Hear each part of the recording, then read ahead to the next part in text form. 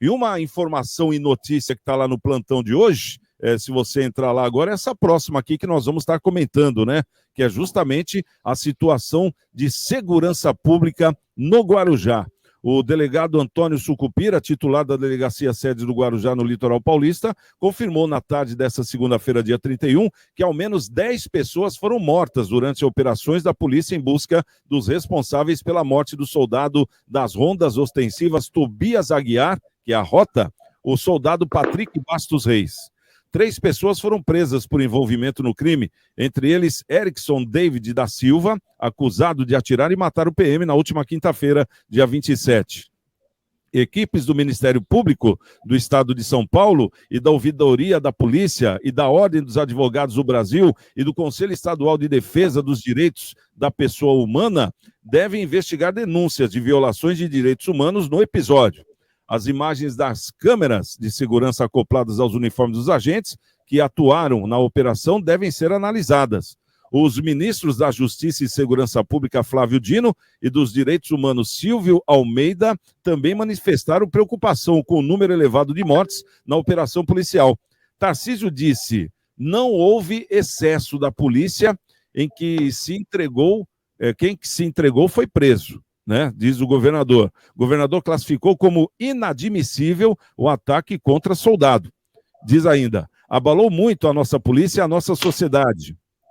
É inadmissível que um soldado da polícia, no seu serviço, seja atacado. É inadmissível que o crime ataque um policial, foi o que disse o governador Tarcísio. Tarcísio afirmou ainda que houve conflito quando a polícia foi hostilizada durante as ações e alegou que os agentes não queriam confronto. Segundo ele, a polícia quer evitar o confronto de toda forma, mas temos uma polícia treinada e que segue a regra à risca. O que a gente pode falar disso, doutor Fábio? Essa operação no Guarujá, a gente sabe que a bandidagem está dentro das comunidades para usar justamente os moradores como escudo humano, né? Porque na hora que a polícia sobe ou na hora que a polícia entra, aí, como se diz na gíria, o bicho pega, né? Corre quem tem juízo, é mais ou menos isso?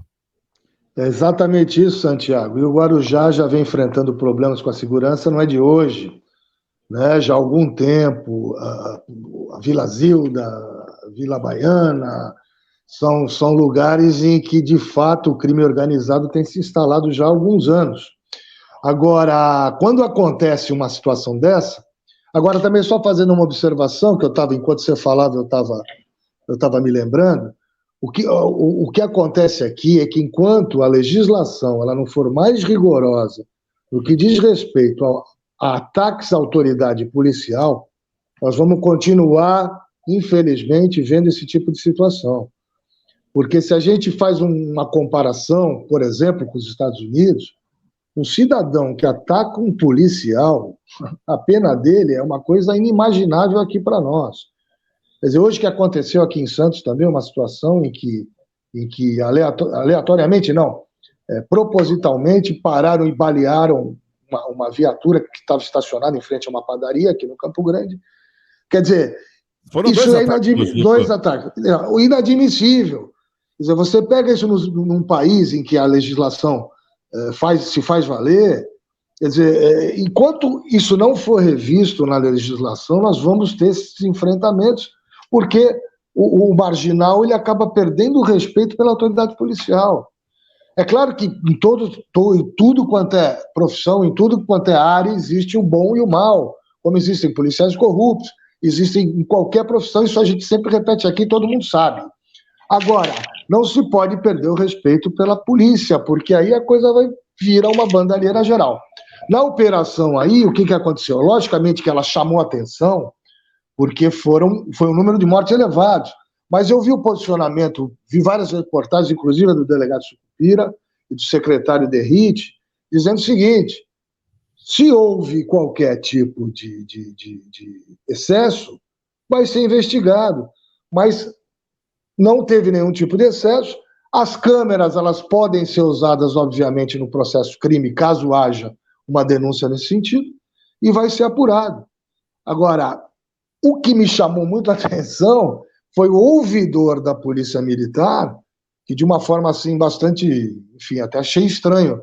Ele falou que nunca viu naquela área um número de mortes num período tão pequeno. Quer dizer, chamou atenção mesmo pelo número de mortes num período tão curto. Mas é o que você falou, quando chegar lá, aí é uma guerra desenfreada e de alguma forma, logicamente que essas pessoas, a polícia tem que reagir ao mal que está sendo impingido. Agora, o ponto crucial aí que eu vejo, Santiago, é que a lei ela precisa ser modificada no que diz respeito a ataques a qualquer policial. Enquanto isso não for, a meu ver, revisto, a gente vai continuar tendo esses mesmos problemas, porque está se perdendo o respeito pela autoridade policial em geral. Marcelinho, a gente cobrava uns dias atrás aí o aparecimento dos direitos humanos, né, do país. Aí, no caso, apareceu agora entre a OAB, junto com toda essa galera aí, o Ministério Público, o Conselho Estadual de Defesa dos Direitos Humanos, né, que devem denunciar aí as violações sobre os direitos humanos. Mas nessa questão, se a gente for entrar na seara de direitos humanos, o jeito que vive esse pessoal, essa comunidade toda, no lugar onde é hostil, no lugar onde não tem, muitas vezes, a infraestrutura necessária, eu acho que os direitos humanos já começam aí, né?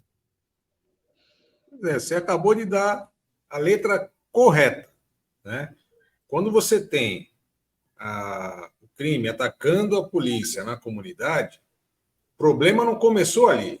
O problema começou quando o município, lá, o gestor do município, deixou de atuar dentro da comunidade e abriu espaço para o crime agir, né? A partir daquele momento, mais as ações lacradoras de alguma entidade A, B ou C, que fiquem pedindo alguma ação que possa, né, retalhar, né, ações do crime, acontece exatamente isso. Agora você está tratando a causa, né? A causa. Mas o que levou isso, né, a chegar nesse estágio não está sendo tratado. Os direitos humanos deveriam estar agindo exatamente onde se inicia o problema, né? Onde se inicia o problema. Hoje, não tem como solucionar o problema se não iniciar por duas vertentes. Uma vertente é o remédio amargo. É exatamente esse remédio amargo que são as operações policiais. O outro é com as ações do poder público, né? O poder público, principalmente o municipal, que é o que está mais perto do povo, né? Educação, esporte, cultura, né? Tem que fazer o Estado estar próximo da população ali. O Estado se afastou. O Estado se afastou. Quando o Estado se afasta, o crime começa a tomar conta, né? E, obviamente, aí acontece exatamente isso daí. Então, nós temos hoje uma inversão de valores, né? Claro que a gente não quer que existam excessos por parte da polícia, né? Alguma coisa assim, mas não dá para ficar, né, para ser refém de uma situação como essa. Tem que ter a retaliação por parte das autoridades policiais. Foi um crime contra o Estado. A partir do momento que atacaram um policial, mataram um policial no exercício da função, não mataram apenas um policial, não tiraram a vida de um ser humano que deixou aí filho, e esposa e família, né? Atacaram o Estado. A partir do momento que o Estado é atacado, o Estado não pode ficar alheio às suas ações, né? Afinal de contas, qual o papel do Estado perante o seu povo? Né? Dar segurança é um deles? Seria um deles? Saúde, educação, segurança, né? Algum deles não está funcionando. Para que a gente chegue no estágio de segurança na sua ação mais extrema, é porque os anteriores não estão funcionando. E o Estado não é o Estado de São Paulo, é o Estado na sua plenitude. É governo municipal, estadual e federal. Então, hoje, nós estamos atuando, né, num efeito de tudo aquilo que não foi feito lá atrás. Né? Tudo aquilo que não foi feito lá atrás, que poderia ter mudado todo esse cenário, hoje nós estamos pagando caro, com vidas, né, nesse confronto, e isso é muito ruim para todos nós, muito ruim. Hoje você tem quem que está nos assistindo aqui, ou nós mesmo, quem tem tranquilidade de andar na rua e achar que você está tranquilo? Quem tem essa tranquilidade? Né? Então a gente fica sempre aí, né, refém de uma situação, do medo, tal, por conta dessa sensação de falta de segurança, que não é só da falta de segurança, ela começa na falta das ações do Estado nas comunidades. Ô, Filete, prevenção, esse é um nome que a gente tem no vocabulário da língua portuguesa, mas parece que não é utilizado em momento algum. A gente vê na questão da saúde, a gente vê na questão da educação e a gente muito vê na questão da segurança. Hoje, eu acho que fica muito fácil o ministro da Justiça, no caso Flávio Dino, também no caso o ministro de Direitos Humanos, aparecerem e falarem, apontarem que está errado, olha aí, teve excesso. Mas acontece que não existe nenhum plano vindo deles na questão de segurança, na questão de um plano para desenvolver, como é que nós vamos tirar essas pessoas desse risco eminente, como são esses moradores das comunidades, como é que a gente vai combater o crime dentro da comunidade, porque isso aí não é entrar a polícia, sair dando tiro em todo mundo, que aí no caso, o que a polícia está fazendo já é o último recurso, essa que é a grande verdade. E claro que estão retalhando aí a morte de um amigo, né? Porque se a polícia também não responde, aí a polícia vai ser dada como covarde, como não operante, enfim. E o governador pode até rodar por prevaricar, né, no caso também. Como é que é esse contexto aí? Porque os direitos humanos aparecem só nessa hora. Vim falar que, não, agora tá errado, olha lá, mataram não sei quantos. Aí vem o ministro da Justiça, houve excesso, tá errado. Mas cadê a prevenção disso tudo, Filete? Na verdade, o ministro Flávio Dino é a única autoridade que consegue, né, entrar numa favela, numa comunidade, né, não pode mais falar favela, então, numa comunidade é o único que consegue, porque ele tem os superpoderes, né, ele consegue estar numa comunidade, no Rio de Janeiro, tal. O presidente Lula também consegue, que eles têm um poder de hipnose nas favelas, nas comunidades, né. Uma pessoa normal não tem, você vê. O cara que matou o policial era um sniper. E sabe o que é sniper? Atirador de elite. Ele atingiu o cara a 50 metros. Não é fácil você pegar um cara meio quarteirão e atingir nele. Atingiu dois, né? Diga-se de passagem. Foram dois. Um foi ferido e o outro foi morto. Então, não é, por exemplo, se puser uma pessoa normal, né? Para atirar, eu fiz curso de tiro 1, tiro 2, tiro tudo dentro das 4 linhas, né? Dentro do que podia ser feito e tal. E na época eu tinha até porte, né? Na época. Mas nunca tive que utilizar, graças a Deus. Mas o que eu quero dizer é o seguinte: realmente é complexo, porque o cara que atira e atinge 2 a 50 metros, o cara não pode ser fraco, não. Então você vê, hoje, o prefeito Vitello, na época, né? Hoje até o filho dele é vereador lá no Guarujá, o Rafael Vitello, que faz parte lá, mas o pai dele, quando foi prefeito, falou: hoje nós temos 300 pessoas morando em comunidades, né? Se nós deixarmos, o Guarujá tem um relevo parecido com o Rio de Janeiro. Nós vamos favelizar o Guarujá. E eu não estou criticando, não, quem mora na favela, porque tem muita gente que mora na comunidade, desculpa, que é gente boa, né? Mas lá que se esconde o crime organizado e tal. E a gente sabe que tem uma medalhinha, né? Para quem mata um PM e tal, uma coisa desse nível. Então a Polícia Militar está dando a resposta, né? É uma resposta dura? Sim, como falou o nosso ouvinte aí com muita propriedade, né, o nosso telespectador, você não sabe como a polícia, como a pessoa é recebida numa comunidade. Experimenta você se perder, entrar numa comunidade dessas, vamos dizer no Rio de Janeiro, ou o próprio Guarujá. Eu fui lá, mapeei a cidade toda quando eu fiz um trabalho de pombos, tal, ia de dia, com autorização da liderança do bairro, com autorização do vereador que lidera aquela comunidade e tal, com o auxílio da prefeitura, mas é difícil. Eu fui muito bem tratado, Morrinhos 1, 2, 3, 4, Vila Baiana, eu fui em todos esses locais para fazer meu trabalho de pombos, coletas, tal, de material, tudo, e fazer esse trabalho de pombos do Guarujá. Eu fui bem recebido, mas ia de manhã, com autorização, chegava lá, tinha até bolinho, eu falava, pode deixar teu carro aberto aqui.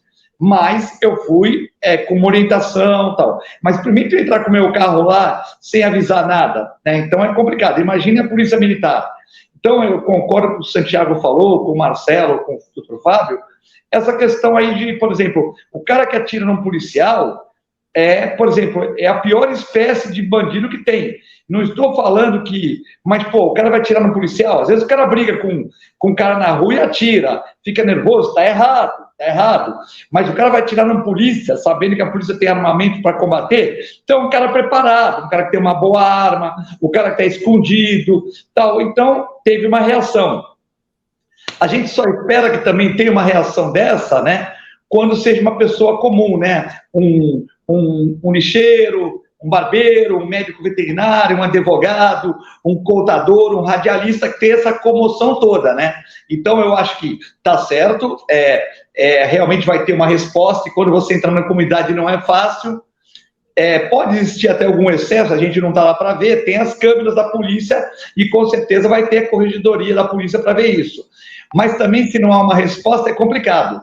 E até que, enfim, o governador Tarcísio, né, ele está respondendo e está tentando, embora tenha que ter acontecido uma fatalidade, né, ele está dizendo que vai agora melhorar a segurança da Baixada e tal, porque você, o Santiago, o Marcelo e o Fábio, a gente morava numa das cidades numa região das mais tranquilas, eu cansei de ir com meu pai, com a minha mãe quando pequenininho na biquinha, eu cansei de ir lá, nós cansamos, aí aumentou o roubo de carro, aumentou furto, aumentou muitas coisas aqui na Baixada, nós não tínhamos esse tipo de trabalho, nós éramos uma cidade tipo Serra Negra, tipo Campos Jordão, que o índice de problemas é baixo, se você for em Serra Negra é baixo o índice, nós éramos uma cidade assim, e de repente viramos, não como os grandes centros, mas estamos quase, né, estamos quase ali, então se a gente deixar vai piorar. Então, que o governador Tarcísio cumpra a promessa